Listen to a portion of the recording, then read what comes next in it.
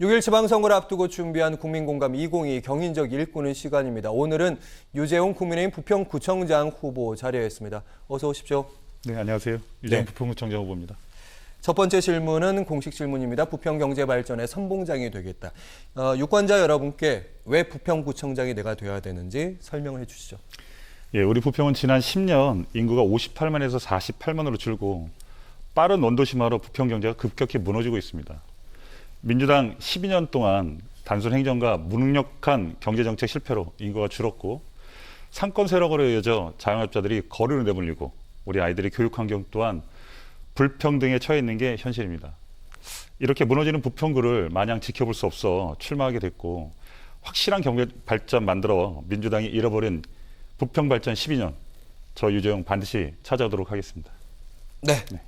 어서 오십시오. 예. 지금부터 저랑 대화하시면 되는데요. 네네네.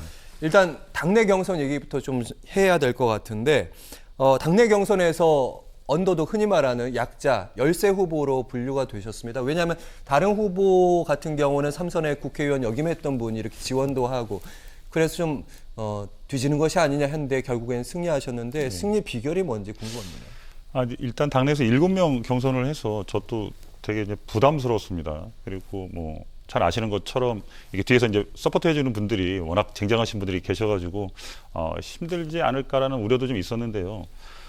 일단 그 이준석 당대표가 30대 당대표잖아요. 그러니까 우리 지금 당원들도 젊은 그 후보를 원하고 있다 이렇게 좀 표현하고 싶고요. 또 지역의 수건 사업인 저 같은 경우 부평대로 횡단보도를 제가 30년 만에 이제 거드렸고 또 인천시 이응카드를 만들어서 이런 정책들이나 아니 일하는 모습들을 보면서 우리 당원들이 저를 선택하지 않았나 이렇게 저는 판단하고 있습니다. 네. 공식적인 답변처럼 약간 들렸는데 왜 그러냐면 사실은 우리가 흔히 선거라는 게 꼭 이렇게 정치인들만의 얘기가 아니고 반장 선거 나가시는 분도 있고 어떤 리더가 되셔야 되는 분들이 있는데 뭐 작은 팁이라고 해야 될까요? 꿀팁이라고 해야 될까요? 그런 부분이 있었으면 어떤 부분이 있을까요? 일단 그 유정복 후보하고 지난 4년 동안 저희가 이제 그 시의원 시절에 같이 이제 활동을 했잖아요. 그러니까 아마 예산 문제라든가 이렇게 인천시 같은 경우는 한 14조 정도 예산이 되고 지금 부평구 같은 경우는 한 1조 2천억 정도 되는데 그런 그레이드한 정책들 뭐 이런 것들을 만들어내면서 당원들한테 확실하게 인정받지 않았나 이렇게 판단합니다. 네, 평소에 꾸준한 일 그리고 정책적인 일 네네. 핵심에서 활동해야 된다 이렇게 들렸습니다. 지금 유재홍 후보와 차준택 후보가 두 후보가 맞붙게 됐는데 인천에서 이제 유일하게 50대 젊은 후보 간의 경쟁이고요. 사실 두 후보가 인천시의원으로 같은 시기에 활동한 경력이 있습니다. 상대 후보에 대한 강점, 단점 짧게 좀 얘기를 해주신다면요. 일단 차준택 우리 그 민주당 후보님, 저랑 같이 이제 시의원 생활을 같이 했는데요. 행정하실 때 굉장히 좀 차분하세요. 그리고 뭐 이렇게 목소리를 높이는 경우가 거의 없으시죠. 그리고 저도 그런 모습이 또 차 후보님에 대해서 굉장히 좋게 평가를 하고요. 단점이라고 하면은 일을 추진할 때 추진력이 굉장히 떨어집니다.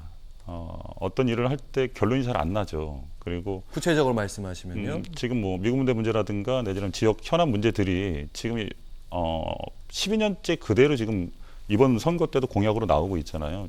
이런 부분들을 봤을 때 또 지금 주도적인 사업 말고 사업이 없이 연속 사업들만 가지고서 지금 계속 사업을 하고 있는 거 이런 부분에 대해서는 저와는 좀 다른 부분이 결이 좀 다르지 않나 이렇게 좀 판단을 하고 있습니다. 반대로 강점은 유재홍 후보의 강점을 얘기한다면 추진력. 그렇죠. 일단 업무적인 것도 하나 좀 말씀을 드리면 저 같은 경우는 이제 인하대에서 건축공학 석사를 전공했고 또 우리 부평이 원도심이고 굉장히 그 재개발 재건축이 많이 일어나고 있습니다. 거기에 제가 이제 이응카드도 만들듯이 경제 부분에서도 그러니까 상대 후보보단 훨씬 더 앞서고 있다. 그리고 지금 현재 부평이 온 동네가 다 그 재개발 재건축 내지는 뭐 그 원도심 개발에 대한 그 숙제 그다음에 주차장 확보에 대한 이런 민원들 상당히 많은데 그런 거에 가장 걸맞는 지금 경제가 가장 숙제인 우리 부평에 걸맞는 후보가 아닌가 그렇게 생각을 합니다. 네, 알겠습니다. 추진력 강조하셨고요. 그리고 사실은 부평의 옆 동네가 인천 계양을 보궐선거가 치러지고 있습니다. 다시는 이제 이재명 후보가 거기에 출마를 했고 얼마 전에 민주당 차준택 후보의 지원 요새에 이재명 후보가 함께했습니다. 네. 여기에 대해서 어떻게 보셨습니까? 일단 뭐 최근 여론조사를 보면 이재명 후보도 만만치 않습니다. 지금 뭐 집 비우고 밖에 나가서 돌아다닐 상황은 아닌 것 같고요. 처음에 우리 부평에 와서 차준택 우리 민주당 후보하고 같이 뭐 시장을 한 바퀴 돌긴 했는데요. 대부분 외지, 그러니까 전국구에서 좀 모였던 것 같아요. 사람들이 많이 모이긴 했지만 실제 부평 사람들보다는 외지에서 온 사람들이 많았고 그게 한 2, 3일 정도 지나니까 그런 효과들은 사라졌다. 그리고 지금 현재는 차라리 안 오는 게 낫지 않냐. 저는 그렇게 판단하고 있습니다. 네, 이 부분은 아마 어떻게 보면 이렇게 정량 평가는 아닌데 점성 평가라고 이렇게 유세를 해보시잖아요. 네. 사실 부평구 같은 경우는 이재명 후보에게 지난 대선에도 많이 웃어졌던 곳이기도 하고 예, 예. 민주당 강세 지역으로 분류되는 지역인데 요새 해본 분위기가 좀 달라졌습니까? 어떻습니까? 확실히 많이 달라졌죠. 일단 현재 그 윤석열 정부가 들어섰기 때문에 그 현 정부에 대한 기대감이 굉장히 큽니다. 그리고 우리 시민들도 현 정부와 인천시, 부평구가 잘 라인이 맞아야 정책적으로 또 예산적으로 모든 면에서 원활하게 일할 수 있다는 것 정도는 알고 계시기 때문에 확실히 분위기가 바뀌었고요. 이재명 그 지금 후보가 개항에 이제 출마를 했는데 주민들 이야기로는 그래요. 떨어진 지 2달 만에 나오는 건 사실 잘못된 거 아니냐. 그리고 개항에도 좋은 후보들, 민주당 쪽에 좋은 후보들이 많은데도 불구하고 출마한 거에 대해서 이런 쿵 저런 얘기들을 상당히 많이 하고 있습니다. 예. 네, 이번에 본격적으로 이제 정치공학적인 얘기 안 하고요. 예, 공약 얘기를 해보겠습니다. 이 후보께서 이제 경제 내세우시면서 원도심 개발을 포함해서 최첨단 스마트 신도시, 미니 신도시를 만들겠다, 부평 내 만들겠다. 대체로 이제 미군 기지나 이런 발안되는 군 기지를 말씀하시는 거죠? 일단 우리 부평의 현안 문제 중에 군부대 이전 부지 활용에 대한 문제가 가장 큽니다. 현재 지금 삼보급단이 한 20만 평이 넘고, 근데 부평 미군 기지가 한 10만 평, 뭐 또 부평 공원이 한 7, 8만 평 되고 거기에 산구 5구역, 7구역, 그다음에 화랑농장, 우성 아파트, 현대 아파트, 그다음에 그런 것들이 이제 다 재개발 재건축이 이제 추진되고 있는데 이것을 하나하나 개발을 했을 때는요, 좀 난개발의 우려가 있습니다. 그리고 이 지금 우성이나 현대 내지는 뭐 이런 산구 5구역, 7구역에 여러 가지 각종 혜택을 줄 수가 없어요. 정확하게 종합 개발을 세워서 그 부지 면적 합치면 한 50만 평 정도 됩니다. 세워가지고 종합계획 안에서 따로따로 개발이 일어나야 시너지 효과가 크고 그들 지금 재개발하는 쪽에 좀 더 다른 혜택들을 많이 줄 수 있다 이런 판단을 하고 있고요. 또 하나는 이제 갈산동에 그 30년 노후 아파트가 있습니다. 거기에 이제 대동, 뭐 주공타운, 갈산주공, 뭐 하나, 태나 뭐 다 나열하기는 어렵지만 한 6,500세대 13만 평이 30년 노후 아파트로 돼 있는데 이것 또한 각자 일어나면 차후에 늦게 하는 그 단지는 피해를 볼 수밖에 없어요. 그래서 여기를 지구 단위 계획으로 딱 13만 평을 묶어가지고 종합 개발 계획을 세워서 우리가 송도나 청라처럼 반듯한 건물이 들어설 수 있도록 좀 준비를 하고 있고요. 우리 부평 계양 서구를 통틀어서 백화점이 없다는 사실 혹시 알고 계세요? 안타깝게도 우리 부평 서구 계양에 이제 그 백화점이 없습니다. 그래서 네. 부평 구민들의 자존심이 굉장히 많이 상해 있는데 우리 1113 공병부대 자리 이전 부대가 있습니다. 거기에 한 2만 평 정도가 되는데 한 3천 평 정도는 부평 경찰서가 들어오게 되고 나머지 부분은 이제 공원하고 복합 쇼핑센터를 지어서 부평 그 주민들의 경제 활동에 자유로운 경제 활동에 좀 보탬을 좀 주고 싶고요. 네. 실제로 여기 이제 부천만 하더라도 인구가 한 80만 정도가 되는데 백화점이 2곳, 그다음 다양한 쇼핑센터들이 여러 곳이 있잖아요. 그런 점에서 우리 부평에 그런 앵커 시설이 없다는 거에 대해서 주민들이 굉장히 자존심이 상해하고 있습니다. 그래서 이번 공약에 집어넣고 당선되면 최우선으로 정리할 생각입니다. 네, 지금 그러니까 부평에 있는 그 군사 기지 그러니까 군부대가 지금 3곳이 있는데요. 방금 말씀하신 대로 다 합쳐보면 한 40만 평 정도 되는데 첫 번째 미군 기지가 가장 넓은데 상대 후보 같은 경우는 여기 시민공원으로 만들자 신도시보다는 이런 얘기를 하시고 그리고 그 10만 평 돌아오는 그 정도 규모는요. 여기에 101층짜리 초고층 빌딩을 지어서 랜드마크로 삼자 이런 말씀하셨잖아요. 자 이제 이렇습니다. 네. 그 미군 부대는 공원으로 조성을 하는 겁니다. 아까 앵커님이 말씀하신 게 아니라 대로 하는 게 아니라 공원으로 조성하는데 저희는 이제 폐건물은 다 철거하고 시민 공원으로 조성하겠다라는 거고 지금 삼보급단이라고 거기 24만 평 정도가 있어요. 그러니까 미군 기지 삼보급단 그 중간에 이제 재개발 재건축하는 것들이 있고 삼보급단 이전 부지에도 그 시설들이 좀 들어와야 돼요. 그래서 산업 시설 정도가 들어오면서 그쪽에 앵커 시설인 101층 타워를 짓겠다라고 계획을 하고 있습니다. 네. 그리고 최근에 선거 벽보나 이제 현수막에 이렇게 쓰셨다고 제가 들었습니다. 인천 이음카드를 만든 유재홍 후보 이렇게 얘기하셨는데 상대 후보 쪽에서 이음 카드를 만드는 건 유재용 후보가 아니다 이렇게 얘기하시더라고요.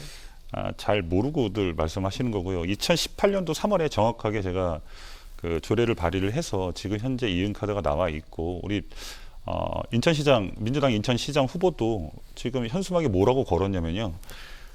이응 카드 잘 쓰고 계시죠라고 걸었어요. 그 이유가 뭐겠습니까? 저는 이응 카드 만든 유재용이라고 걸었습니다. 그 지금 인천시장 민주당 후보가 자기가 본인이 만들었다고 하면 이응 카드 만든 후보요? 박남춘 이렇게 예. 정확하게 표현을 할 수 있어야 되는데 안 하시잖아요. 못 하시잖아요. 그건 제가 이응 카드를 조례를 만들었고 그 조례에 의해서 지금 현재 이응 카드가 탄생했다. 그리고 그들이 주장하는 게 이제 캐시백을 자기네가 만들었다고 하는데 50만 원 쓰면 5만 원 돌려줘요. 네네네. 예. 근데 이건 이런 차원에서 보면 되는 거예요. 주 목적은 제가 최초로 그 전자화폐를 만든 종이 그 지역화폐가 아니라 최초로 전자화폐 지역화폐를 만든 거예요. 그거를 모터로 해서 지금 쓰고 있잖아요. 그래서 캐시백이나 내지는 뭐 수수료이나 이런 것들은 뭐냐면 이거를 활성화하기 위한 정책의 하나인 거예요. 아주 작은 점인 거죠.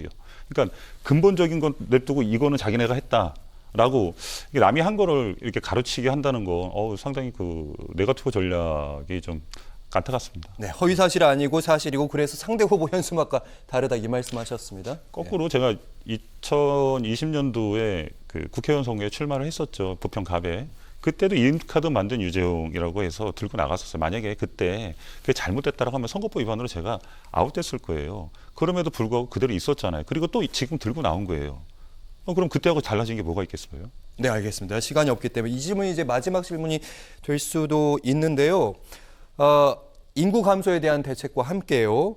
침체된 경제를 부평 경제, 특히 GM대우가 있기 때문에 부평은 그 얘기를 좀 해주셔야 될 것 같아요. 물론 GM대우 이제 이 공장이 11월 달에 이제 문을 닫아요. 닫고 일부는 이제 순환 배치로 1공장으로 가시게 되고, 네, 부평 내에 있는 1공장으로 가서 이제 순환 교대로 이제 일을 하게 되시고, 예. 나머지 분들은 창원으로 이제 가게 돼 있습니다. 그리고 나머지 뭐 또 남는 인원들은 이제 뭐 여러 가지 절차를 통해서 이렇게 정리가 될 텐데.